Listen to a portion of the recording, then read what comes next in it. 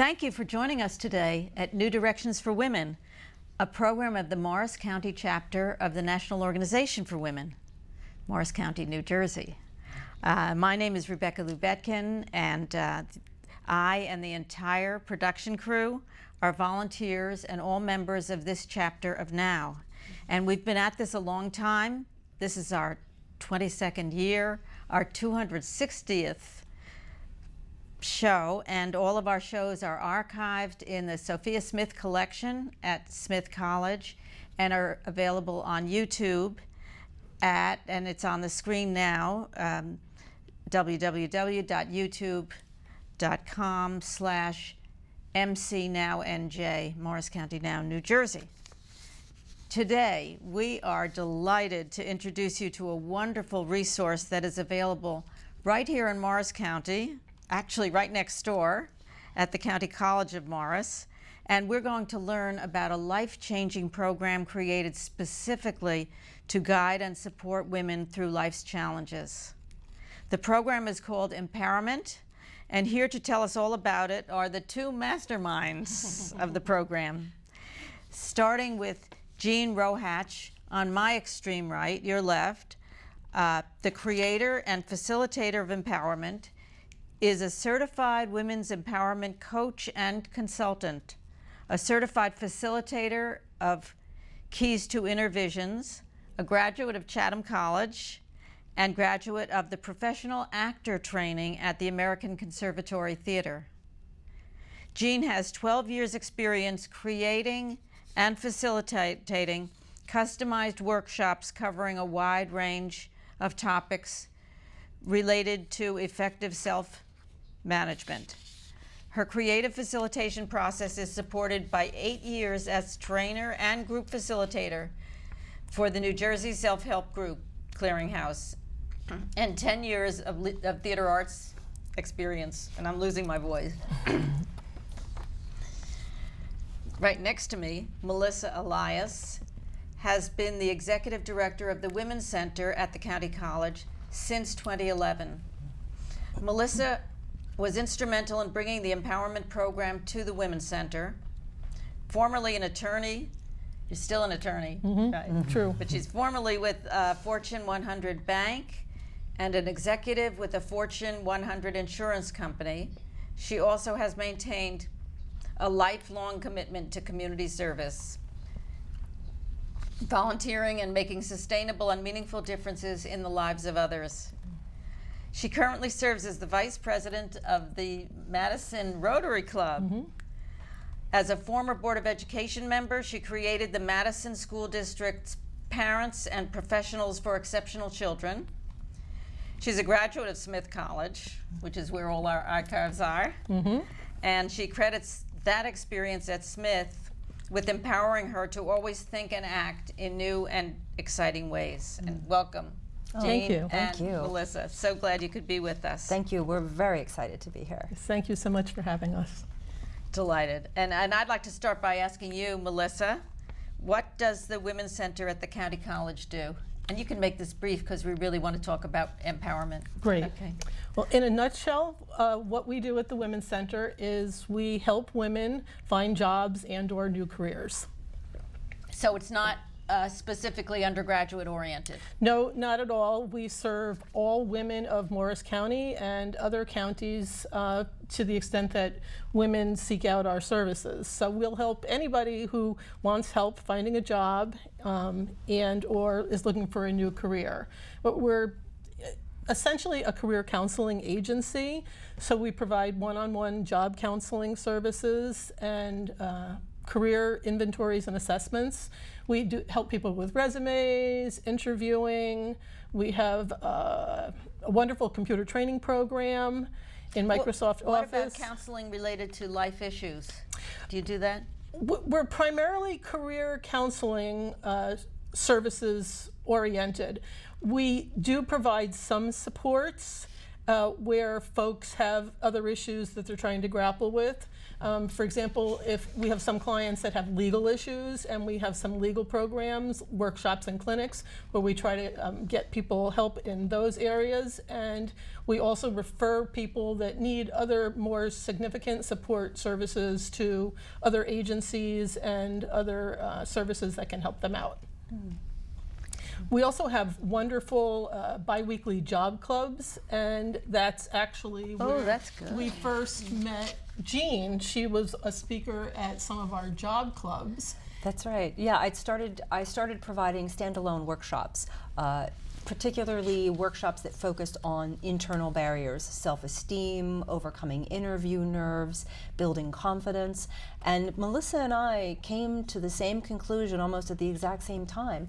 What we were experiencing was that after these standalone workshops, women were coming up and stating how much they really appreciated these interactive exercises that were helping them to shift perspective, and they would love to see a program that was more sustained. And so Melissa and I met, and we really started brainstorming on the concept of putting together a 12-week series called Empowerment, where we could really delve into the different issues that are internal that women face that hold them back from experiencing the professional success that they want to experience. So that's exactly how it all got started.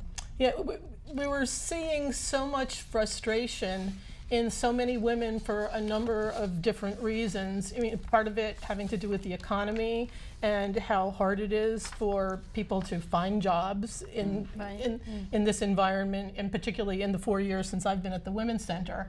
And and we also were learning from talking to various women that, women's lives are almost always in transition for one reason or another, and we needed something that was going to connect all of these programs and services, but something that was going to bring out what was within each of these individual women, because everybody's journey is very unique to themselves, and it's really hard to generalize. And so that was kind of the genesis of empowerment. Absolutely, and it was this is what I loved about working with Melissa, is that she really focused in on that the services that the Career Center wanted to provide needed a holistic approach. That it's not just enough to guide someone with putting a resume together or what you need to say or not say at an interview,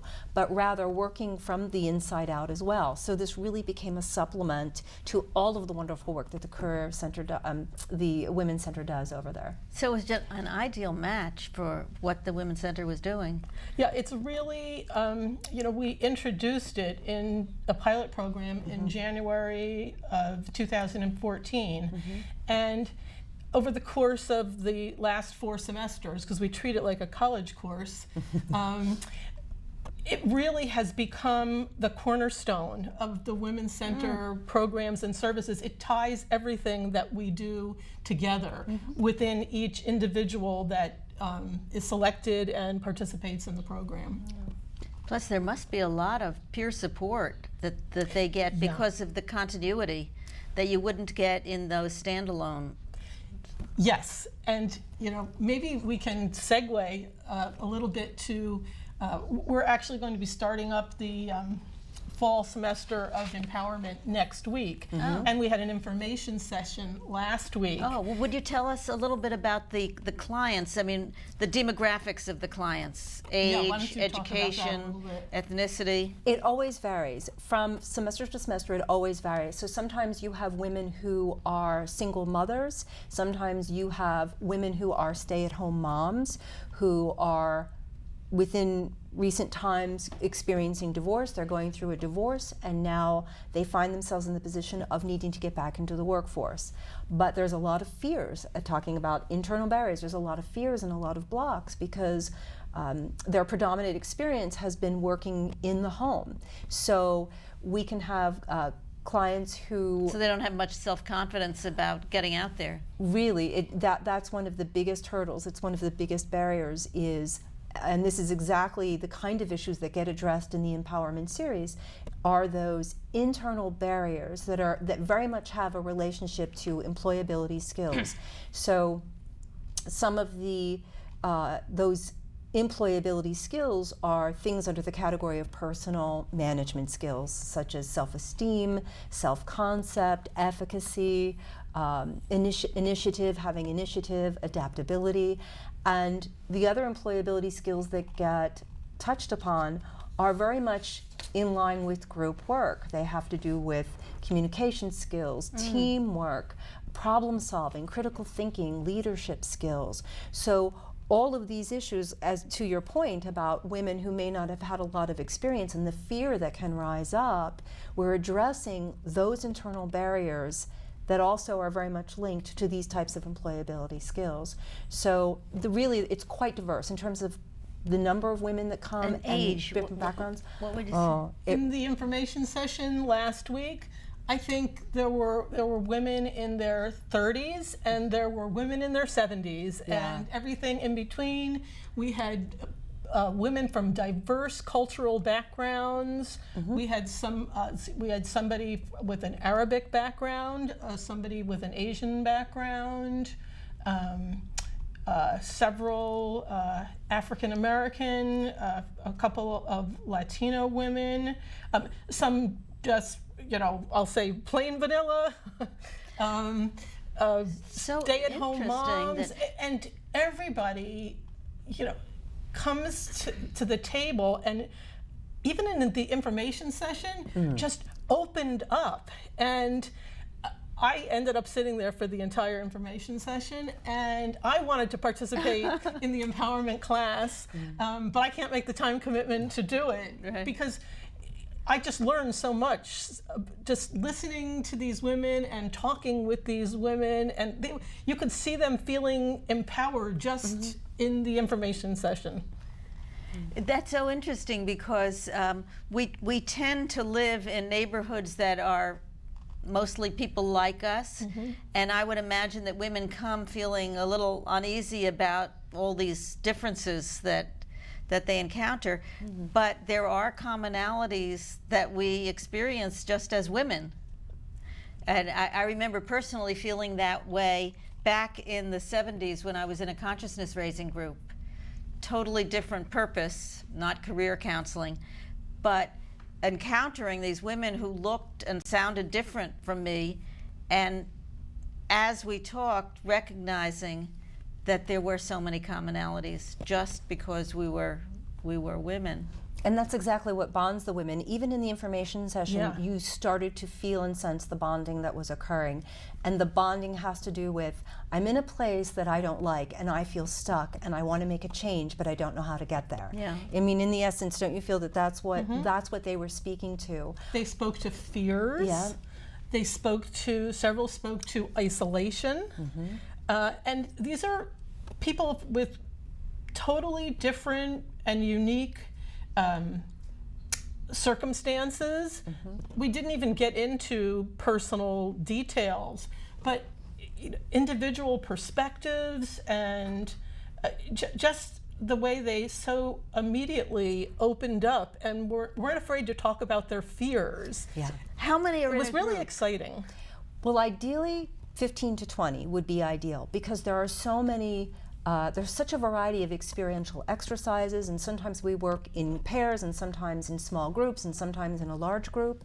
So between 15 and 20 is the ideal to get the maximum benefit of being together and networking and connecting and bonding and having enough time for everyone to go through these different types of experiential exercises. Maybe you could speak to just one. There's one that you and I had spoken about last semester that I thought was very interesting, where you used a brown paper and drew the outline of the human form and what went inside and what went outside. Yeah, they were creating their own body portraits, and the body portraits, it's very much in line with what Melissa was saying.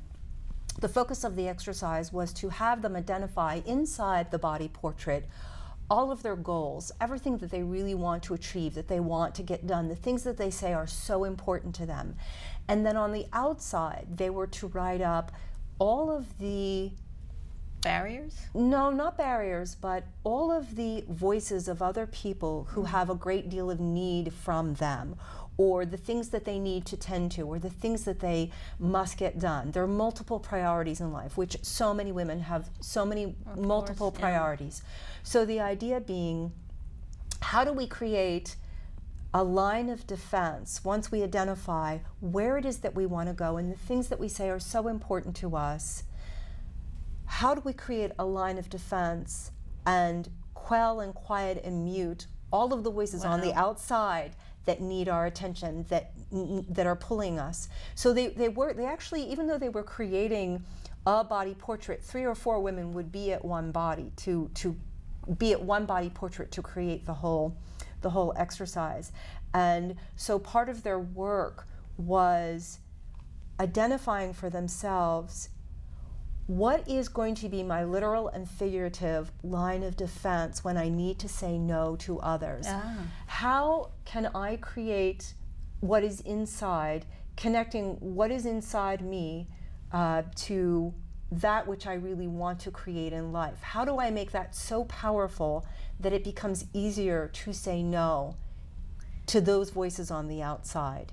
So that was somewhat of the crux of it. Oh, I can imagine that would be very powerful. It's so hard for women, because most of us we're nurturers, we're mothers, we're caregivers, and that comes first, sort of naturally. And to break outside of that mold, to empower yourself, to figure out who you are, who you want to be. We were not raised to even... Right, we weren't raised to do that. We were supposed to be there to be available to to others who needed us. And it's very scary. We actually It seems stopped. selfish to some of them. Yes, you're absolutely right. It seems selfish, and we stopped mid-semester last semester in empowerment because we ran into a situation where there were some moms who were part of the empowerment process, and there were issues with attendance at empowerment if there was a sick child. Yes. And there was a phone call coming from the nurse's office to come pick up your child. And we were trying to show some of these women that it's okay to stay in the empowerment class for another hour. And it's not, they were feeling such peer pressure to leave empowerment to go pick up their child. Making their issues second rate and everybody else's first. Yes, so I mean,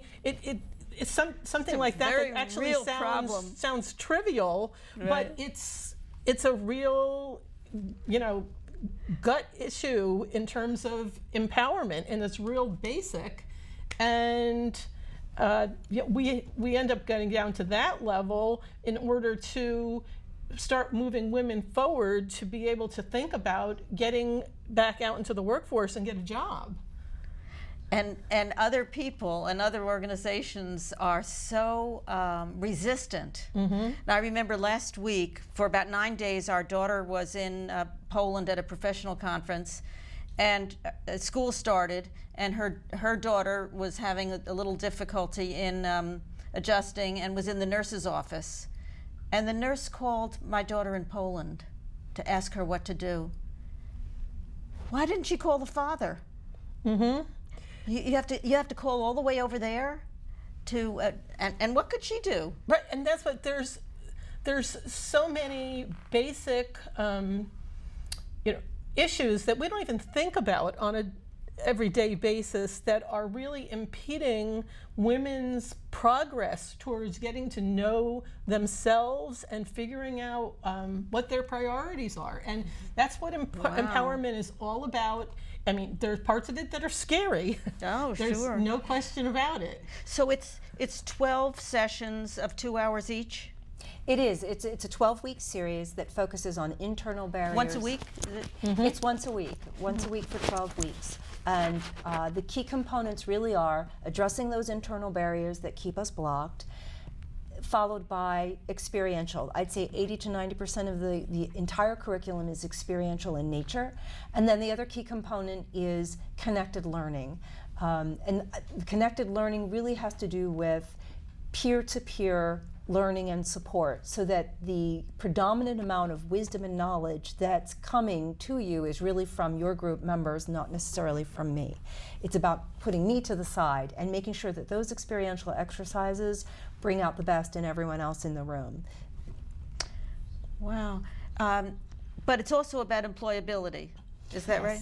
Yes, it's very much connected to employability skills, meaning when we address things like self-esteem and self-concept and efficacy, we're also addressing problem solving, critical thinking, all the different types of employability skills that are in these major categories: personal management skills and employment maintenance skills. So as they're doing the exercises, they're actually enhancing their employability skills. But what we're addressing are those issues that are internal that block us from our professional or personal success.